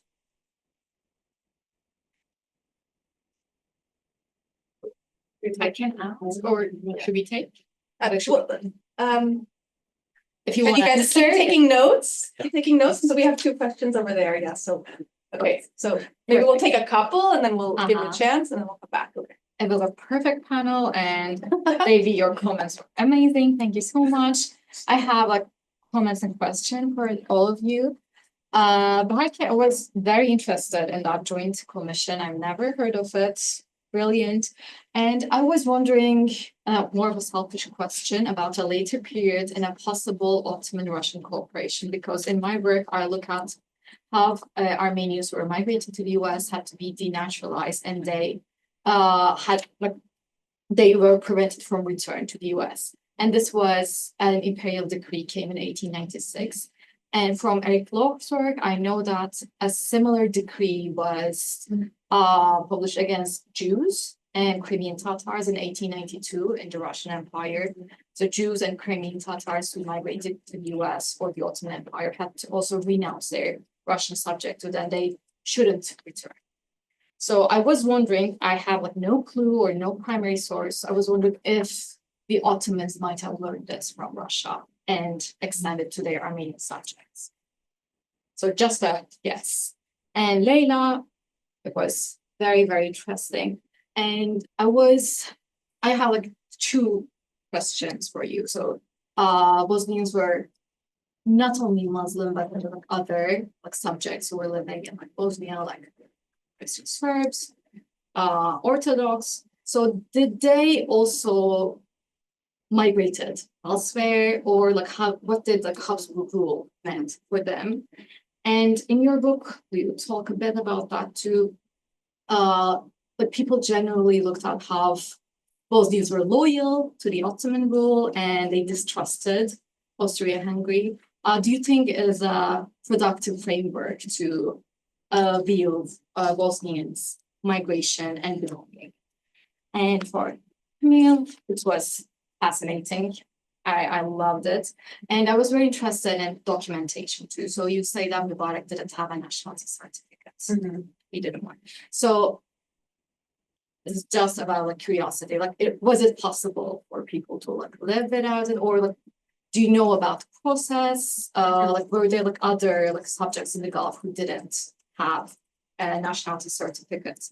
And maybe like it's more of a general question we can talk about later too. Like, when does materiality was like linked to citizenship and passports, naturalization certificates, and so on. And Mari, it was amazing. I wish you could be here, and thanks for presenting it via Zoom. Like, I felt very sad. You seem very sick. I'm so sorry. Speedy recovery. Yes, but you did amazing. Thank you so much. And I was wondering if you look into the Ottoman archives, and do you know what kind of terminology the Ottomans used for expatriating Italians in 1910s?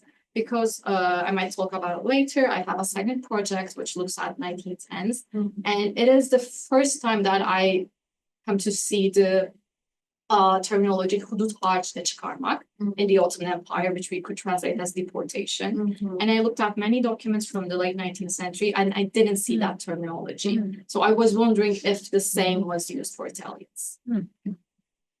Okay, so just to kind of set the stage, we have at least 3 more questions. At least. So, and I believe we finish at 1:30. Yeah. Right? So perhaps we can try to have you answer briefly, but leave time so we can continue the conversation. And then there'll be more time, I'm sure. Feel free to cut us off. Okay, so condensed versions of answers, and perhaps you just answer what you find most compelling to answer at the moment. Okay, so I'll try to do exactly that. Band time to singularity. So definitely power had a play. The Ottomans employed, in a way, what they received from great powers to the only neighbor they have that they materially superseded, and is Greece. And literally the only case that Ottomans were the active players in gunboat diplomacy was against Greece. There were some cases that Ottoman Navy actually bombed occupied Greek islands, which surprisingly never made it into scholarship. So definitely had a role in it. And this is acknowledged by the contemporaries as well. This is not some conspiracy theory that we're coming up with. Literally, the famous jurist, Greek jurist, who actually did his PhD in Sorbonne, starts his book saying in 1905, memory serves, the Ottomans tried to remove the capitulations over the Greeks just because they had more guns. Literally, this is not verbatim translation. So, I say this is full stop there. gender, I'm jumping a few things. I'm tackling with this issue, and I said this almost in so many forums, and this is the only time that people actually maybe care about this question. The only instance that I found, again, comparing, I'm sorry, I know the papers are on Russians, but I have to again make references to Greeks, is, well, if we all worked on these ecnebis, ecnebi defterleri, they're all men. Almost, I mean, very few. If we see a woman, it's because a man denaturalized, or from the perspective naturalized to someone else. The laws are patriarchal in nature, and this is not just Ottoman laws, but also Ottoman have an extra baggage that is coming from marriages. Karen has a book on it, Hayrul Ebeveyn, that is better of the two parents, since better means Muslim.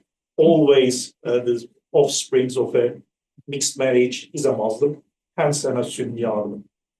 Yeah. So the only case that I found that women actually denaturalized individually out of wedlock, please do not take this in some sort of a value judgment, out of is the Greeks. And it's not a small percentage. 50% of the cases that I saw denaturalized Greeks are women. 50% needs an explanation. It's not like 5%, it's 50%. And I asked this question, as I said, to so many forums, and people said, I don't know. Denaturalization, Ottomans denaturalizing to become Greek. Greeks, yes. Women, female Ottoman subjects becoming Greek. Thank you. Yes, exactly. I don't have an answer. Only I receive platitudes and contrivances like saying, "Oh, Greek women are very strong." Other than that, and I cannot cite it. So maybe we should pause for now, and so I don't know. Okay, yeah. All right, so the questions are similar, so I'll just kind of Habsburg, how did they forge power and what was their jurisdiction? So as I mentioned, the very reason for Habsburg coming into Bosnia is they're part of the Eastern Question. Have they become part of the Eastern Question? Just like in other provinces in the just like the other provinces, there was a peasants' rebellion that all of a sudden becomes an international problem. And in this case, it was over land, of course. The landowners are Muslims, the people who work the land are Christians. And so it was that pattern. And you know, the outside, the Serbian and Russian help was, they tried this several times. This kind of spilled over. There were refugees in Austria and so on. So they enter Bosnia, but they're very careful not to touch the land issue. And the Austrians actually, the law is they could continue all Ottoman laws until a better solution is found. So I actually want to tell you how complicated this is, because the Bar Association, so it's the laws of the Habsburg Land Administration, which is first military, and this is how they actually pose their force. They come with the army and like a very colonial army, and then within a year the civilian administration is established. So it's the administration in this province, and then Ottoman Islamic laws, but only if they were ever practiced in Bosnia, and then family law, Catholic, Orthodox Christian, Jewish faiths. And then customary law based on Slavic customs, modified by Croatian, Hungarian, Venetian, and Ottoman laws. So all of this is like the legal system. And the Bar Association in 1913 sent this to the we don't even know what law is going to be used when we come to the courtroom. Like, you have to do something about this, right? So in that sense, it gives a lot of different, variety, repertoire to those who were petitioning the government, because they can use all of these things even after the annexation. And the consul, for example, once the territory is annexed, an Ottoman consul is finally appointed, and he completely acts like he's an Ottoman administrator. He contacts people directly, and the Austrians constantly have to remind him, it's like, no, he has to go through the Austrian government. Like, you can't just, have these relationships with institutions within the province, just like you're an administrator here. So they have to remind him. As to migration, of course, we have to consider the Habsburg situation in Europe. They're this multicultural empire. So of course they want to look good in Europe because that's not really what other empires are all about. So migration for them, of course, looks bad. They don't want this, flow of Muslims. They try to prevent it. They try to. They actually have a set of rules that have to be established. They want to get a permission, and that means you have to have served in the military, pay a debt, and all these kind of other things. So people start doing it illegally. Most are actually in the first years trying to avoid conscription. So they just slip across the border, come back. But they're also very lenient with people who want to come back unless they're like the leader of the autonomous movement who goes for consultation to Istanbul and they ban his return, or those who opposed the initial army, like there was an opposition for 3 months. They couldn't really conquer the whole province because they were local. And in those 3 months, these defenders become sort of the bad guys in the eyes of the Ottomans and the Habsburgs because the Ottomans were telling them, don't oppose. We've had an agreement. So in that sense, the locals realized, okay, so we need to work differently with these two groups. And there was a question on the Ulamite migration, because Muslims were not expelled from this province like in other places in the Balkans, they were still a majority. So and the Austrians wanted to keep it that way because they also already had problems with nationalism in their domains, Serbian nationalism in particular, and they were Orthodox Christians in Bosnia. And Serbia and Serb nationalists and Russia saw them as Serbs. So what the Austrians did not want is sort of diminishing a number of Muslims, because that they saw it as a balance between sort of the Catholic and the Orthodox Christian population, and that would kind of keep the rise of nationalism at bay in a sense. So that's another reason why they didn't do it. And for the ulama, it was very much like the smaller you are, the less claims you can have with the government, right? So it was really like talking about the community and the power, and power is in numbers and so on. That's Okay, thank you. I will try to keep this brief. I feel like there's basically two questions. One is about the documents and one is about the rhetoric. And so the question about the documents, so in most places, people get nationality certificates in the context of the census. No census is ever done in the Iraqi provinces. And so people get nationality certificates in an ad hoc fashion. So yes, it is absolutely possible to not have one. I think, and so basically, right, on tapu sanats, there is a line that says nationality. And so my guess would be that most people just declare what their nationality is, and it's only in cases like this where it's a potential problem that the Ottomans insist on an actual registration. So most of the, so that would be my guess about the nationality certificates. In terms of where the translations happen, the Ottoman ones almost certainly happen in Istanbul. There are offices of translators. I don't have any information about the translators in some cases, not in this one. I found like rough drafts of translations and stuff like that. Also because this petition, right, the original petition is a telegram that is sent to Istanbul. It is transcribed in Istanbul and then translated. For the British side, some of the like consuls, they're called residents in the Persian Gulf because they're coming out of the Indian system. Some of them do their own translations. They have language training, but it's not always clear, like that nobody signs their translations. One other thing that's kind of interesting about the translations into Ottoman Turkish is that sometimes the Arabic language telegrams are like transcribed phonetically, like they're not spelled correctly in Arabic, which I think is kind of funny. So and then this kind of connects to the question of rhetoric. So almost certainly Mubarak was not writing his own petitions, like he had secretaries, and the secretaries would have been the ones who are familiar with like what is the language that would be most appealing to these different regimes. And one thing that's kind of interesting, you also can see, one thing that's kind of interesting is that I'm not the one that I talked about today, but I have another petition written by Mubarak or his secretary that is much more colloquial. So almost always petitions are in formal language because they're written by people who are like professional petitioners. But there are a couple that I found that are in basically colloquial Iraqi dialect.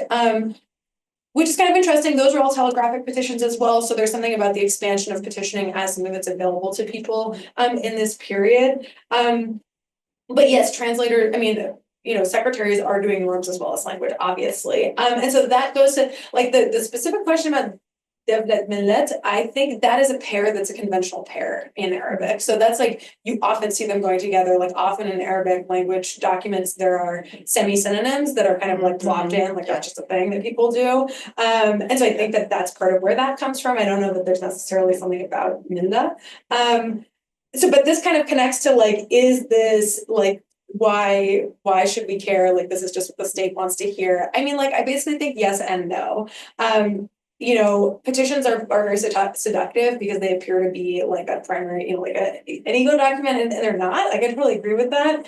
However, what I think is interesting about them is that, I mean, and this is very obvious here that this is a political document, right? He wants something. And so, the kind of key with a petition is use the language that is going to appeal to the state, but explain why your interpretation of that language is right? Like the concepts, something like devlet is, or like, adalet, right? Like any of these concepts is useful because they're vague. And so that's what makes them possible as political concepts. And so I think that this is like, I'm interested in thinking about petitions as political speech. I don't really use the term agency because I'm not clear on what that means, like really in most cases. And so I just don't, I'm going to punt on the question of what autonomous means to me. I'm sorry,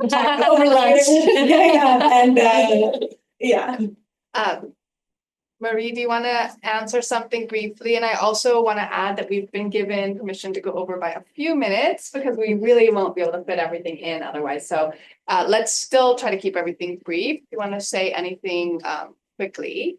Yeah. I will answer. There were so many questions, but I don't have so many answers, so I will try to be brief.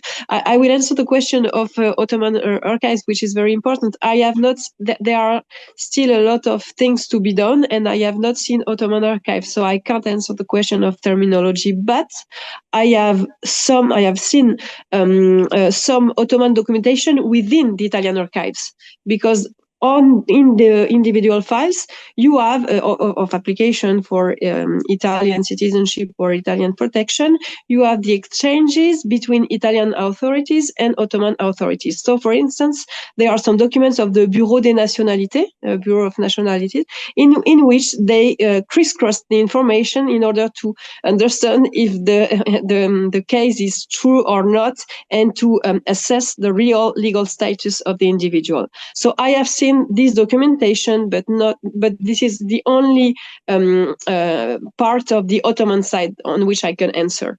And so obviously this doesn't give any precise indication about this kind of terminological questions. Then regarding Elif's questions about the relations between Italy and the Ottoman Empire, I can answer only for the post-war period, the period of the occupation.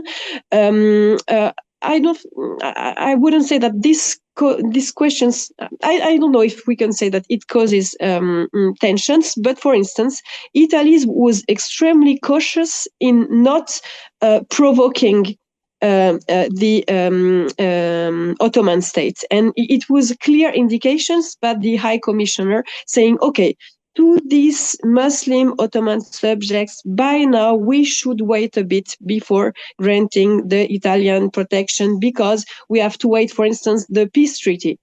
So you have all that kind of exchanges between the High Commissioner and consulates, for instance, who are asking for what to do, because this is a very changing situation. So the policy is changing month by month or period by period. So I can observe this kind of sensitivity toward the Ottoman states, and obviously on the other side, for me, it's more difficult to answer by now. And I will also answer, Elif, the question that you didn't ask me, but that I find interesting about the question of agency, and the fact that some petitions or letters are standardized. The standardization of the arguments in applications. I have the same thing in the letters sent by applicants to Italian embassy, to Italian commission. And you can see, for instance, I think it's in 22, that some Muslim Ottoman subjects who claim for Italian protection, I think, and small citizenship, give exactly the same argumentation. But for me, this is a form of agency, because people at some moments understand what works and what doesn't work, and they try to develop a strategy that enables them to get what they are looking for.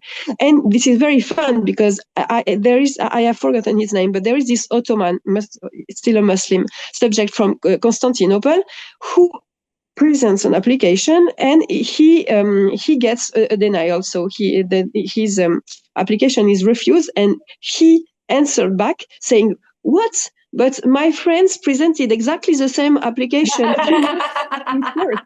So for me, this is a proof of the fact that people looked, but this is the same today for people asking for asylum, for instance, no? And I think that this is a very subtle way of interrogating this question of the agency, which is quite complicated. And and a last point about this question, thank you for all these indications about Jews. I didn't know that. It was really fascinating. Thank you very much. Regarding the question of the language and French especially, actually French was one of the language of the Italian community in Constantinople, but also in Istanbul, but also elsewhere in the Ottoman Empire. So I think this is important also to considering that there was no overlapping between language, nationality, sense of belonging. It was quite complex also in the so-called European parts of this Ottoman population. And regarding, so it's very interesting what you say regarding also the position of this Jewish population toward the state. What I can say regarding the question of Italian policy toward Jewish population within the Ottoman Empire. And for instance, in the post-war period, it was a clear target for the Italians, because they considered that maybe these Jewish people were much assimilable within the Italian citizenship, obviously with all the prejudices that you have behind that kind of consideration, and also that they were maybe more wealthy. And there is a clear circular of 1922 that says we should really target them for protection and then citizenship, and especially this small citizenship. It was a citizenship with minor political rights treated in Italy in this period, with the idea that they could be a better element of the Ottoman population to have on the Italian side, always for these questions of balance of power between European powers in the Ottoman Empire. So this was clearly formulated by Italian authorities. And I'm done. Okay, so why don't we just collect all the questions, and we might not have time to answer them formally now, but at least they're percolating in your mind that way, and then we can informally continue discussing them as we turn to lunch. So yes, I mean, I'm actually going to comment on some sources with respect to both the Ottoman Empire in and of itself, and also comparative empires, which I think is sort of both. Thank you so much. Which is sort of important in this context. I think what, at least from what I understand, you see the transition from subject to sort of citizenship eventually, mostly in the 19th century. And in that context, the 1863 sort of declaration of private property in the Ottoman context becomes very important. And in connection to that, Şükrü Hanyol and I wrote an article on the first Ottoman Imperial surveys. And there what's fascinating is the transition from, if you look at the Ottoman Empire, from using households as the unit of analysis to then individuals, of course. I mean, and that has lots of implications because, of course, the millet, people are much better at it because they have the communal things, and Muslims take a long time. I think in Turkey, we're still trying to figure out how to be good citizens, and unfortunately failing miserably, if I may, anyhow. So there is that. If you look at the Ottoman Empire, I thought spatially there is this sort of spatial politics of empire, in the sense that one of you is looking at the west, the other one is looking at the east, and the other one is looking at the south. And what is very interesting in that context is I found Mithat Pasha's memoirs very interesting, especially because he deals with Bosnia and then the Balkans, and then also with Basra and the south. So that may be one. So these are sort of what I think of in the Ottoman imperial context.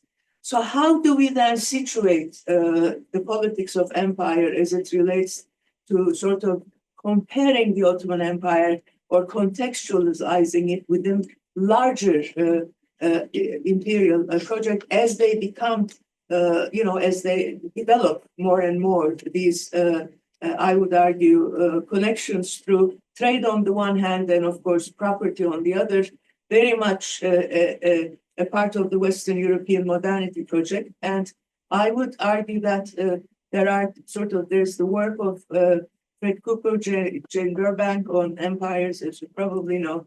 But there is also this very interesting project of comparative empires that has been started in the UK by Gurvinder Bamra and others, where Gurvinder is trying to differentiate Western empires. And within Western empires, the Spanish and the Portuguese are different from the British, French that come later. So there is that. But then she's now expanded, and I had to write something on the Ottoman Empire, but now she's looking at the sort of Ottoman Empire, Indian Empire, Russian Empire, sort of non-Western empires, and how their sort of regimes of governance are so different and similar to each other, because this is a time where it's probably better to see this as a process of negotiation, because it goes back and forth as they negotiate these new legal spaces, let's say, that emerge then. So that's all I had to say. Here we go. Hello, here is Emmanuel. Bonjour, Marie. I have a question for Kevin first. I have very factual, precise questions, not so big things. At some point, you made me write that Mubarak blames the state for making me a foreigner. I was wondering what word he used for the word foreigner. And also related to that words questions. You insist that the word service is important. I saw the word is net coming out. Yeah, I mean, in Arabic, shidna, yeah. Yeah, sorry, Turkish. It's the same, but like, yes, but he's right. Okay, so that leads me to two suggestions of readings, because you asked for it. Yeah. Big enough. So I mean, it's really a great paper, by the way. I think one thing that can be useful for you is looking at Nikos Tsigalas' papers, especially he has a paper about the meaning of the word devlet in 18th century. Okay, yeah. So about the re-semanticization of the word, the reshuffling of the meaning of the word in the early 18th century. And I think really it could help for make sense of what you are doing, which is basically making us understand differently, making up another case of relation to the state that is none of what we've seen so far. And can you send that to everybody? Yeah, what's the last name of this person? Last name. Yes. I would send it, but I can give you right now. It's the title is Devlet, it's in French, sorry. Devlet et État, du glissement sémantique d'un ancien concept du pouvoir au début du XVIIIe siècle ottoman. You should send it. Okay, We all have agents artificial. So that's what. And also, Ismet is a word that's very important in oratory. Yes. So I was thinking of Ichenko's work, also in French, about the word Ismet, which is kind of important. That was one thing.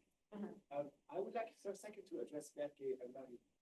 It's very interesting, and it also is related to what Jessica talked about this morning, which was so interesting about the fact that the term of 1827 as the moment where protection becomes something. Emmanuel, j'entends plus. Okay, now I'm back on track. So Jessica spoke about Jessica spoke about 1827 as something important to understand how Muslims became eligible to protection, if I can sum it up like that. And that's also a difference that we can see between Berke and Mari.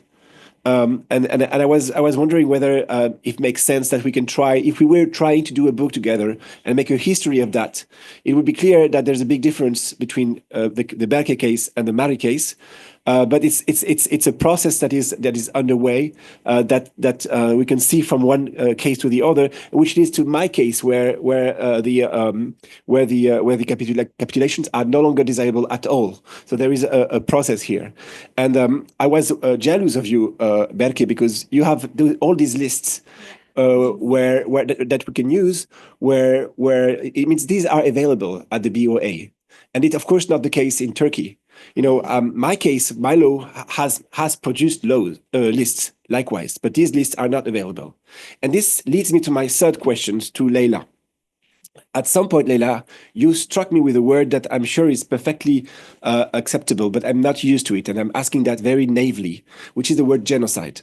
You use the word genocide speaking about the fate of the Muslims in the hands of the series of Christian powers in the Balkans.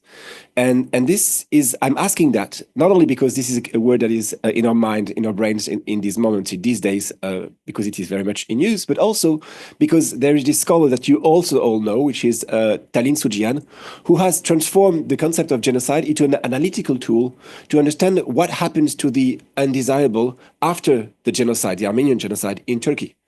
So this is interesting because if genocide is something that we can use as an analytical tool, then what do we do with your use of the word genocide, and how is it different from the usual ethnic cleansing explanatory key of analysis, entry of analysis? Yes, that's my question.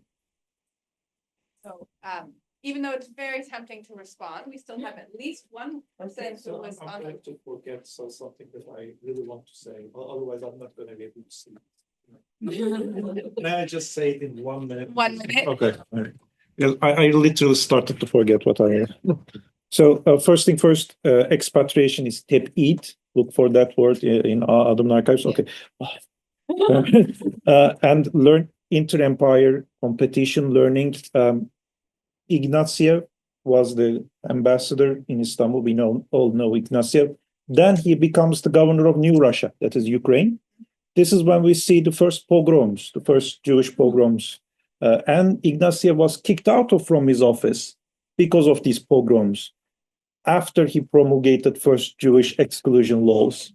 So definitely he was in the radar of the Ottomans. He was literally, by learning as a negative example. Yes, they respected them, but also despised them at the same time. Right. So we'll turn to our final comment question. And even though it's going to be difficult, we'll probably leave things somewhat open. Okay, I have a lot to say, but for the sake of time and our growling stomachs, I'll just say, Camille, for fabulous papers, thank you all. Camille, I would just encourage you to think about service, taxes, and charity in particular as super important for early modern modes of citizenship. Yes. And that is, again, Tamar Herzog, Simona Ceruti have written really helpful things about this. And this is something that I realized in the Shamama book, that those contours of citizenship did not die with nationality laws. Okay, perfect, great. Okay, fabulous, wonderful. And then Marie, bonjour.